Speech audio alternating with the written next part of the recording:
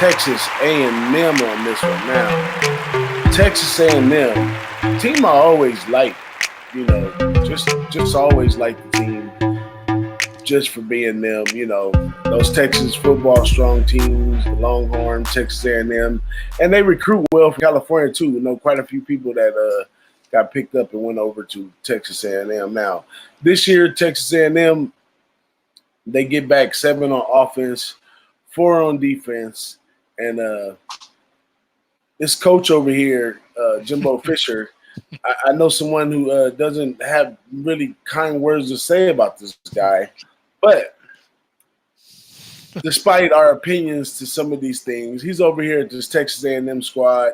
He got a decent squad coming out this year. He's got a junior quarterback that he's working with. Now, last year, Texas A&M was 9-4. They lost to Clemson. They lost to Alabama, Mississippi State, and Auburn. Another team, just the big games just seem to eat them alive. But last year, they averaged 36 points a game on offense. They gave up 25.3 games on defense, ranked number 47 defense. They ranked number 19 offense. Now, this year is going to be a difficult year for them. They started off with Texas State. They go right to Clemson next game. Lamar, then Auburn, Arkansas, then Alabama. Just one thing, I don't think they really get a good chance to take a good breath of fresh air. I expect probably the same thing, losses to the big teams again this year. Although I wish that they will at least wake Clemson up.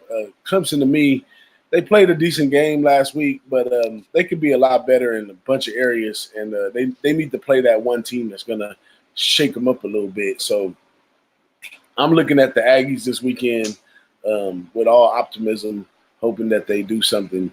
What you got on this Texas A&M, the sauce? Yeah, man. So this team here, Jimbo Fisher, my buddy, a former FSU guy, second-year coach at A&M, and he wants to put his mark. This is really his first year because he had under his belt to recruit kids, so he's going to progress there and put his mark on the team that way. And he brings back, like you said, the junior quarterback, Kellen Mond. He's got average numbers, offense in the conference. He's a pretty good little quarterback, top 25 offense overall. And Jimbo, he likes to score, and he likes to establish, some type of offense. That's his forte. Now they got a little inexperience on the O-line this year. They're going to have those struggles there. They're loaded with a bunch of junior and freshmen, so but the skill positions, they get back some pretty decent players overall. And then the running back, he's got this sophomore. The kid's name is Jashawn Corbin, a UCF transfer. So, and then he's got another power back. Jashawn Corbin and UCF transfer Corderson Richardson. He's the power back. So he's got some youngsters to work with. So, and that's probably good for him because as his team's going to grow over the years, with his recruits, he'll establish his style of play that way. On the defensive side, they got Mike Elko. He led a top 3 run defense in the nation last year, and he looks to bolster that this year. Then the weakness of the defense is against the pass. That's where they really, really struggle, and that's where they have their issues. Now, last year when they played Bama, Clemson, they played a close game, 26-28, and you said, they're coming at that look this weekend. So, maybe that youth might hurt them a little bit there because Clemson is a machine. So I don't know what the number is. I don't have a look-ahead number on that game, but, that could be a tough spot for them early. I like this team. They're going to compete. They're going to be in games. And I think their schedule-wise, they do have pretty much same look as they have last year, but I think the schedule might be a little bit softer out of conference. They went 9-4 last year and 5-3 in conference. So if they can stay around those numbers, they'll probably be playing in a New Year's Bowl day game somewhere. It's New Year's Six Bowl possibly if they get to the outside looking in on a national championship, on the college playoff picture. But that's a tough day. The SEC West is tough. You got LSU, you got Alabama, then you got A&M. So they're probably going to be like top 3 in that conference. I doubt that they're going to win it, but I think they might take a big swing. If they beat Clemson, then who knows what happens next. Absolutely. Now, this is a team myself that I say I really Texas A&M. They have size. Sometimes they have speed. This is a team I want to take a look at and see some film on them. This right here we just put up is this week's game versus Texas State, and I just want to take a look. Look at them a little size wise. Look at some of the sets they got out there. Like right there, little toss to the back.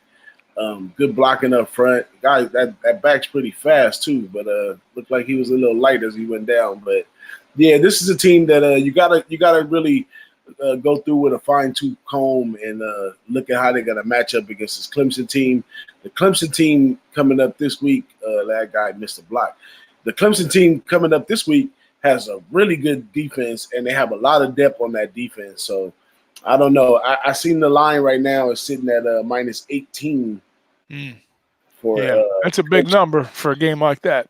Yeah, that's a big number considering that last year, it was a close game. Yeah, so that tells you something right there alone. Yeah. But yeah, they were really bad against the pass. I think they were like ranked 98th nationally. So that's and I know Clemson, they could do it all. You know what I mean? They could throw it, run it, shove it down your throat, whatever they want to do with it. So whatever's going to work for them, they're going to go ahead and make that happen. But speaking for this team in the SEC wise, their schedule, 8, like I say, 8-4, 5-3 in conference.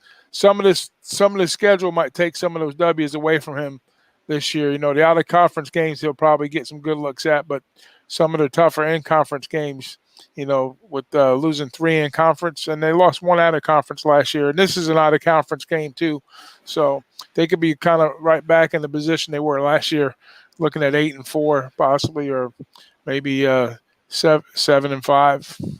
We'll see. Yeah, I think with that being said, though, BigRagoo, this might be one of the teams that you want to take with the double-digit points, just as like a spread buster, because they're never going to get a true grip on this team, especially if they try to evaluate them stats-wise, because they're going to have to play Texas State with the numbers was high this week. Then they're going to play Clemson. The numbers are going to go low. Then they're going to play Lamar. The numbers are going to go high. They're going to play, and so it's going to bounce back and forth.